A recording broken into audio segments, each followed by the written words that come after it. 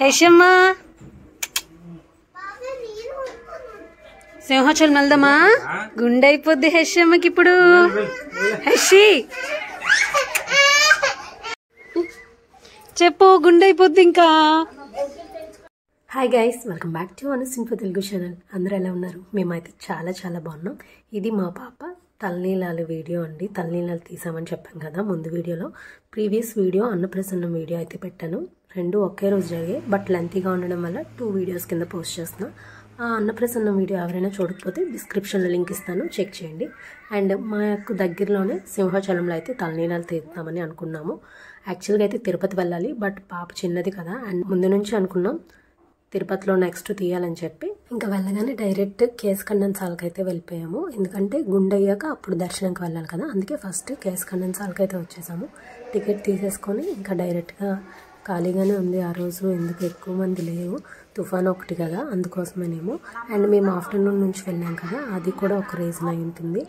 So వెళ్ళాము, ఇంకా మా పాపకి డ్రెస్ చేంజ్ చేసి ఇచ్చామో లేదో పవర్ కట్, సో అందుకోసమే కాసేపు వెయిట్ చేసామన్నమాట.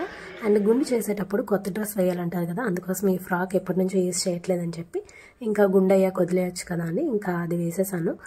తలనీలాలు తీసేటప్పుడు కూడా తాతయ్య ఒళ్ళో కూర్చోబెట్టి తీపించాలంట, అందుకోసమే మా నాన్న ఒళ్ళో కూర్చోబెట్టి తీపించాము. పర్లేదు, బాగానే ఉంది.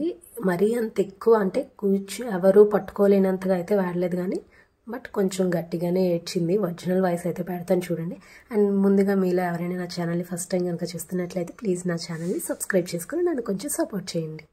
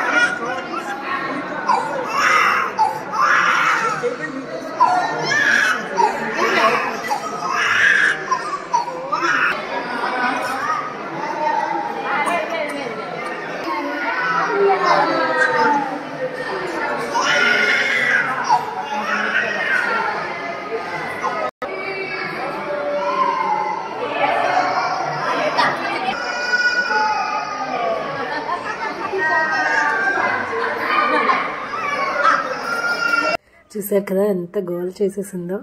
ఫైనల్లీ గుండె అయిపోయి తనకి స్నానం అయిపోయి అండ్ మేము కూడా ఫ్రెష్ అయిపోయామన్నమాట. అంటే ఎక్స్ట్రా డ్రెస్ పట్టుకున్నారు, పాప ఏడిస్తే మీరు పట్టుకుంటే మీరు కూడా స్నానాలు చేయాలని చెప్తే, సో ఎందుకైనా మంచిదని చెప్పి ఫస్ట్ నార్మల్ డ్రెస్ వేసేసుకున్నాము. ఇంకా ఆ తర్వాత ఇక్కడికి వచ్చాక డ్రెస్ చేంజ్ చేసేసుకొని ఫ్రెష్ అయిపోయి ఇంకా టెంపుల్కి బొట్టు కూడా పెట్టేసుకున్నాము, నామాలు పెట్టేసుకొని ఇంకా దర్శనంకి అయితే స్టార్ట్ అయ్యాము. మేము అప్పటికే చాలా లేట్ అయిపోయింది, ఈవినింగ్ అయిపోయింది అనమాట.